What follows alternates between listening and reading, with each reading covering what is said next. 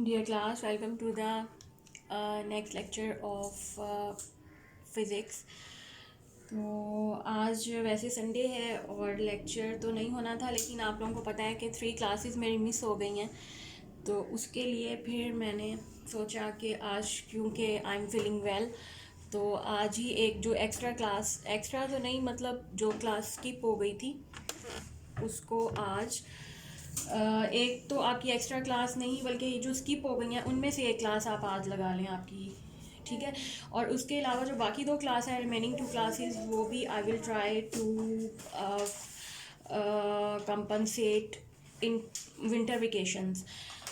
तो कुछ तबीयत की ख़राबी की वजह से मेरे लेक्चर डिलीवर नहीं कर सकी। तो आज हमारा नेक्स्ट टॉपिक हम न्यूमेरिकल प्रॉब्लम्स तक पहुंच चुके थे, क्वेश्चंस हमने कर लिए थे chapter number 4 work and energy से। और यहाँ पर हमारे लेक्चर अब दोबारा से रिज्यूम मैं करती हूँ। न्यूमेरिकल प्रॉब्लम्स आज हमने करने हैं और according to your smart syllabus given by the Punjab text book board, जो अब आजकल आप लोगों का सिलेबस है उसके मुताबिक मैंने निशान लगा लिया है। हम लोगों ने 4.2 से 4.6 तक करने हैं। हाँ जी, 4.6 तक करने हैं। तो आइए आज हम स्टार्ट लेते हैं। सबसे पहले problem number 4.2। Problem number 4.2, a rain drop of mass यहाँ मैं लिख लेती हूँ, but we are starting. Problem number 4.2 says a rain drop, एक बारिश का कतरा है आपके पास। ग्रेविटी की वजह से बारिश के कतरे की फिगर या शक्ल कुछ इस तरह से हो जाती है, नीचे की तरफ गिर रहा है, ठीक है। तो इसका मैस आपको दिया गया है, m is equal to 3.35 into 10⁻⁵ kilogram में ही दिया है। फॉल्स वर्टिकली फॉल कर रहा है, गिर रहा है एट ए कांस्टेंट स्पीड के साथ under the influence of the forces of gravity and friction. देखिए ग्रेविटीज़ पे अमल कर रही होगी नीचे की तरफ एक डाउनवर्ड फोर्स, ठीक है, वो सबको पता है। अब लेकिन क्योंकि ये हवा के एयर के थ्रू आ रहा है और एयर फ्रिक्शन भी अमल करती है और वो ऊपर की तरफ, वो हमेशा ग्रेविटी के ऑपोजिट अमल करती है। तो ये 2 फोर्सेज है, अगर मैं इसको लिख दूँ, फ्रिक्शन फोर्स को हमेशा स्मॉल f से रिप्रेजेंट करते हैं, और फोर्स ऑफ ग्रेविटी ये जो कि नीचे की लगत में इसको एफ जी लिख देती हूँ, ठीक है। ये दोनों एक दूसरे के ऑपोजिट डायरेक्शन में हैं। और इन फॉलिंग थ्रू 100 मीटर, यहाँ से लेकर फॉर एग्जांपल 100 मीटर तक फॉल करने में उसने how much work is done by the gravity let's suppose ये डब्ल्यू जी ग्रेविटी, ये वर्क कितना होगा, एंड सेकंड पार्ट है फ्रिक्शन डब्ल्यू एफ कितना होगा। अच्छा, अब ग्रेविटी या जो वर्क बाय ग्रेविटेशनल फोर्स होगा वो हमें पता है कि वो इसमें ग्रेविटेशनल फोर्स के साथ जो वर्क होगा वो क्या होगा, एम जी एच, और फोर्स ऑफ फ्रिक्शन के साथ जो वर्क होगा वही होगा, क्योंकि because they are equal in magnitude but opposite in direction, तो वो मैं लिख सकती हूँ माइनस एम जी एच, क्योंकि उतना ही वर्क नीचे लग रहा है और फोर्स ऑफ फ्रिक्शन भी उतनी ही फोर्स ऑफ फ्रिक्शन होगी जितनी फोर्स ऑफ ग्रेविटी, और वर्क दोनों का मैग्नीट्यूड में बराबर होगा बट ऑपोजिट इन डायरेक्शन होगा, तो इस वजह से माइनस एम जी एच। अब इसको मैं इक्वेशन नंबर 1 कर देती हूँ, इसको इक्वेशन नंबर 2 कर देती हूँ। और अब आप देखिए कि हम डब्ल्यू जी कैसे कैलकुलेट करेंगे।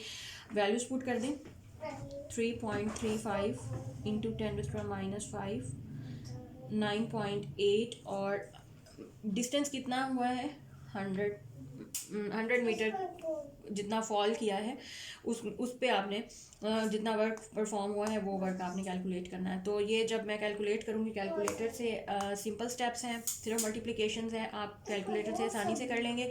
अगर किसी के नहीं होते वो कोई भी हैंड बुक यूज़ कर सकता है फॉर डिटेल कैलकुलेशन यहाँ से, क्योंकि ये मैथमेटिक्स के सिंपल स्टेप्स हैं। ये स्टेप्स जब आप सॉल्व करेंगे तो आपके पास आंसर इसका आ जाएगा 0.0328 जूल।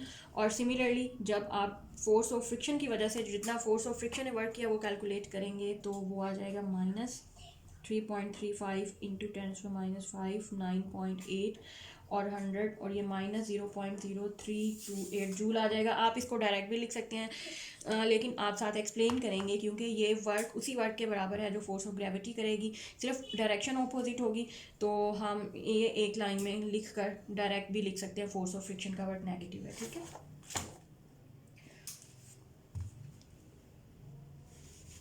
हो गया। अच्छा, अब आ जाएं क्वेश्चन नंबर 3.2 कर लिया, 3.3 की तरफ, सॉरी 4.3 की तरफ। And but problem 4.3 says 10 bricks each 6 centimetre thick. 10 bricks 10 ईंटें हैं, ईच 6 सेंटीमीटर थिक। हर ईंट की मोटाई या थिकनेस जो है वो आपके पास कितनी होगी, 6 सेंटीमीटर।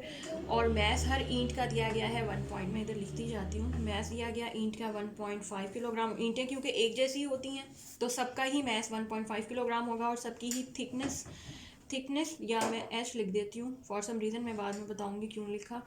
और ये हो जाएगा 6 सेंटीमीटर। और लाई फ्लैट ऑन ए टेबल, तो देखिए जैसे ये मैंने ये रखी हुई हैं, इस तरह से ईंटें पड़ी हुई हैं सारी टेबल्स के ऊपर, ठीक है। फॉर एग्जांपल ये डस्टर एक ईंट की शक्ल का है, इस तरह के 10 ईंटें या 10 डस्टर ऐसे लाई फ्लैट टेबल के ऊपर पड़े हुए हैं। How much work is required to stack them one on the top of another. अच्छा, अब आपने क्या करना है कि जैसे ये एक डस्टर है, इस तरह का एक और डस्टर होगा, उसको उठा के इसके ऊपर रखना है, तीसरे को उसके ऊपर, चौथे को उसके ऊपर, पांचवें को, इसी तरह से 10 डस्टर या 10 ईंटों को आपने वर्टिकली अरेंज करना है टेबल के ऊपर। अच्छा, वर्टिकली अरेंज करने से पहले वो हॉरिजॉन्टली लाई कर रहे हैं, ठीक है। तो अब आपने ये फाइंड करना है कि उनको सबको वर्टिकली एक लाइन में अरेंज करने में कितना वर्क परफॉर्म होगा, ये हमने कैलकुलेट करना है। तो इसके लिए मैं लेट सपोज W वो वर्क है, तो ये कितना होगा। सबसे पहले आप पहली ईंट को जब उठा के रखेंगे ना, उस पर तो कोई वर्क नहीं होगा क्योंकि वो ऑलरेडी ऐसे पड़ी थी, आपने उसकी पोजीशन हॉरिजॉन्टली चेंज किया, और हॉरिजॉन्टल पोजीशन चेंज करने से कोई भी वर्क परफॉर्म नहीं होता, कोई ग्रेविटेशनल वर्क, ठीक है। तो ये पोटेंशियल एनर्जी इसमें कोई जितनी पहले थी उतनी है, कोई change in the potential energy नहीं हुआ, तो ये एज इट इज़ ही रहेगा। तो पहला वर्क जो होगा वो मैं W, उसको मैं 0 लिखूँगी, ठीक है, प्लस। अच्छा, अब क्योंकि इसके ऊपर हमने एक और इसी तरह की ईंट रखनी है, लेट्स सपोज ये ईंट तो नहीं है बट मेरे पास ये मार्कर अवेलेबल है, इसके ऊपर मैं स्टैक कर दूँगी ये सेकंड। अब इस पे ऊपर जितना वर्क होगा वो होगा mgh। अब ये मैस ऑफ द ब्रिक होगा, g ग्रेविटेशनल एक्सेलरेशन, और h जितनी इसकी ज़ाहिर है हाइट कितनी है, जितनी इसकी थिकनेस है वो h, इस वजह से मैंने इसको h लिखा था क्योंकि हम इसको बाद में हाइट के तौर पे इस्तेमाल करेंगे। अच्छा, अब इसके ऊपर ही आपने एक और ईंट रखनी है, इस तरह से स्टैक करनी है। तो अब वो अब देखें, 2 पहले से स्टैक हो चुकी हैं ना, तो अब जो थर्ड वन हम करेंगे उसका वर्क होगा 2 mgh। क्लियर हो गया, क्योंकि 2 नीचे ऑलरेडी मौजूद हैं तो उनके ऊपर हमने तीसरी करनी है। इसी तरह से हम थर्ड करेंगे तो वो हो जाएगा 3 mgh। ये हम असल में 4th ईंट कर रहे हैं, उसके बाद 5th करेंगे 4 mgh। सिमिलरली अब आप करते जाएं 5 mgh plus 6 mgh, 7 mgh plus 8 mgh plus 9 mgh। इसका अगर मैं एक रफ स्केच बनाऊँ तो इस तरह से होगा, ये पहली ईंट, दूसरी, तीसरी, चौथी, पांचवी, और ये चलती जाएगी। तो ये पहली पे तो कोई वर्क परफॉर्म नहीं हुआ, 0। इस पे mgh, थर्ड वाली पे, क्योंकि थर्ड वाली पे हमारे पास आ जाएगा mg2h, ठीक है। सिमिलरली mg3h, तो वो 2 और 3 को मैंने बाहर निकाला, और इस तरह ये सिलसिला चलता रहेगा जब तक कि आप 10 की 10 ईंटें एक दूसरे के ऊपर स्टैक नहीं कर देते। तो अब इसमें देखें कि हम mgh कॉमन निकाल सकते हैं, 1 + 2 + 3 + 4 + 5 + 6 7 8 9 और mgh 7 कॉमन। अब आप इनको जमा कर लें, ये कितना बनेगा, आई थिंक 45 mgh बनेगा। 45 मैथ की वैल्यू पुट करें, ग्रेविटेशनल एक्सीलरेशन की वैल्यू पुट करें, 6 × 10⁻² मीटर, ये वैल्यूज़ पुट करें, तो आपके पास जो आंसर आ जाना चाहिए अब आसानी से वो होगा 40 जूल। 10 ईंटों को एक दूसरे के ऊपर रेगुलर स्टैक करने से जितना वर्क खर्च होगा वो होगा 40 जूल। ओके, अब आ जाते हैं प्रॉब्लम नंबर 4.4 की तरफ। और ये क्या है? प्रॉब्लम 4.4 है। A car of mass 800 kilogram, a car of mass 800 kilogram, mass आपको कार का दिया गया है 800 किलोग्राम, ट्रैवलिंग एट वी आपको दी गई है V I 54 kilometre per hour, और V F a car of mass 800 kilogram travelling A car of mass 800 kilogram traveling at 54 kilometer per hour is brought to rest in 60 meters. Brought to rest का मतलब है कि VF 0 हो गई और उसने rest तक आने में कितना डिस्टेंस कवर किया, that is 60 meter. Find the average retarding force on the car. Average retarding force मतलब कि F क्या होगी ये आपने फाइंड करना है. And what has happen to original kinetic energy, इसको हम बाद में बताएंगे. पहले हम इस पे ये डाटा हमारा कह रहा है कि हम इस पे work energy law, work energy formula इस्तेमाल कर सकते हैं, जिसके मुताबिक F cross D is equal to half M VF square minus half M VI square. तो आप फोर्स की वैल्यू, फोर्स हमने फाइंड करनी है, D 1/D 2D लिख लें और यहाँ पे आ जाएगा M VF square minus M VI square. अच्छा, अब VF क्योंकि 0 है ये टर्म भी 0 होकर ख़त्म हो जाएगी. बाकी मेरे पास आएगा minus M VI square divided by 2D. तो यहाँ पे आप सारी वैल्यूज पुट करें. माइनस M क्या है 800, VI 54, इसको हम मीटर पर सेकंड में कन्वर्ट कर लेते हैं. 54 को मल्टीप्लाई कर दें 1000 से और डिवाइड कर दें 3600 से, तो ये मीटर पर सेकंड में कन्वर्ट हो जाएगा. उसके साथ D मीटर में है 60 और 60. इसको सॉल्व कर लें तो ये आपके पास आंसर आ जाएगा. माइनस वैसे भी आ रहा है रिटार्डिंग फोर्स की वजह से, और आंसर आ जाएगा 1500 न्यूटन. 1500 न्यूटन. तो ये रिटार्डिंग फोर्स जो हमने कैलकुलेट करनी थी. और अब क्योंकि गाड़ी एकदम से स्टॉप हुई है ब्रेक में, तो वो यही पूछ रहे हैं कि क्योंकि गाड़ी पहले मूव कर रही थी, उसके पास काइनेटिक एनर्जी थी, जब गाड़ी एकदम से ब्रेक लगी, स्टॉप हो गई, तो वो काइनेटिक एनर्जी कहाँ गई? That kinetic energy utilise to overcome the friction. क्योंकि उस वक्त क्या होता है कि गाड़ी के जो पहिए होते हैं वो रोड के साथ कनेक्ट होते हैं. अब रोड के साथ जब तो वो मूव कर रहे होते हैं फ्रिक्शन कम होती है, लेकिन जैसे ही गाड़ी स्टॉप होने लगती है, ब्रेक सप्लाई होते हैं, उस टाइम एकदम से फ्रिक्शन बहुत ज़्यादा हो जाती है. तो जो काइनेटिक एनर्जी है वो कहाँ सर्फ हो रही है? अब उस फ्रिक्शन पे ओवरकम करने के लिए, उस फ्रिक्शन के अगेंस्ट सर्फ हो रही है, तो वो ख़त्म हो रही है. फिर मतलब काइनेटिक एनर्जी उस वर्क में कंज्यूम हो रही है या वर्क में कन्वर्ट हो रही है जो कि फ्रिक्शनल फोर्स को ओवरकम करेगा. तो ये हमारा, अब आ जाएं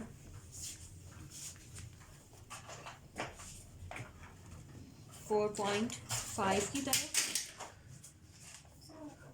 4.5 कहता है 1000 kilogram automobile at the top of an incline 10 meter high.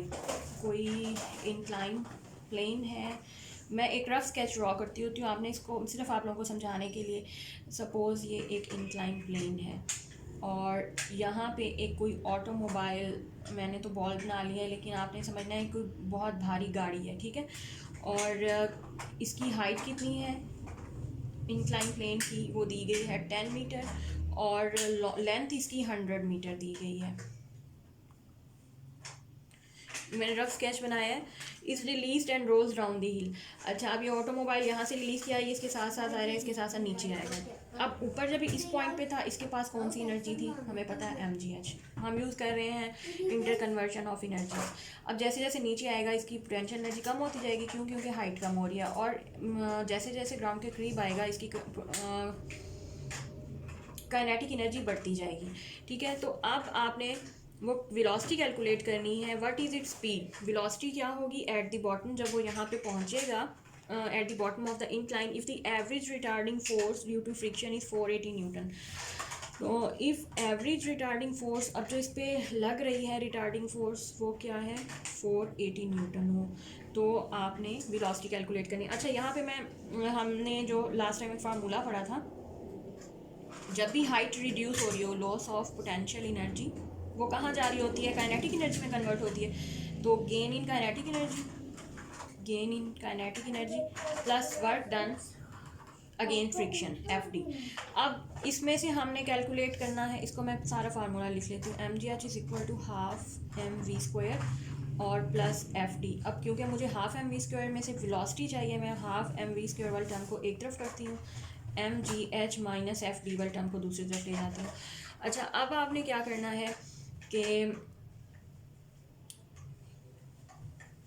इसके मैस 1000 किलोग्राम आपको दिया गया है, m is equal to 1000 kilogram, mass put करना है 9.8 और हाइट कितनी है 10, माइनस फोर्स 480 न्यूटन और डिस्प्लेसमेंट कितना, इसने लेंथ के साथ कितना डिस्प्लेसमेंट कवर किया था, वो 100 मीटर था। ओके इसको आप सॉल्व कर लें यहाँ पे आपके पास, और इसको फिर आप सॉल्व करने के बाद एक तो ये 2 इधर जाएगा, तो ये साथ ही एक 2 से मल्टीप्लाई हो जाएगा और डिवाइड हो जाएगा m से। m क्या है,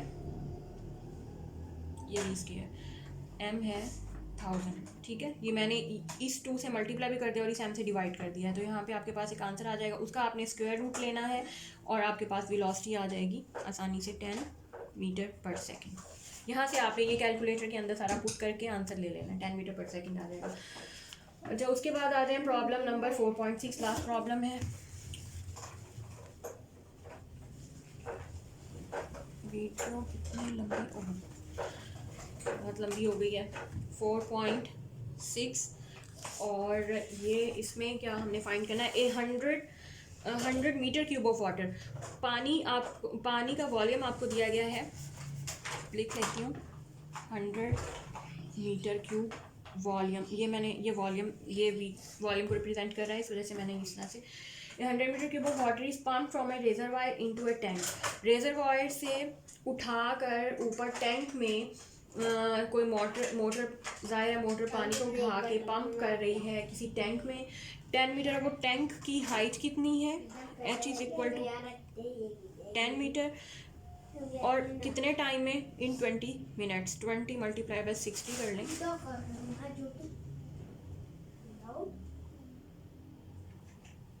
ये 1800 सेकंड बन जाएंगे, ठीक है। जब ये जोड़ना होती है ना तो इस देखिए जब ये वाला बटन अंदर आएगा ये 1200 सेकंड।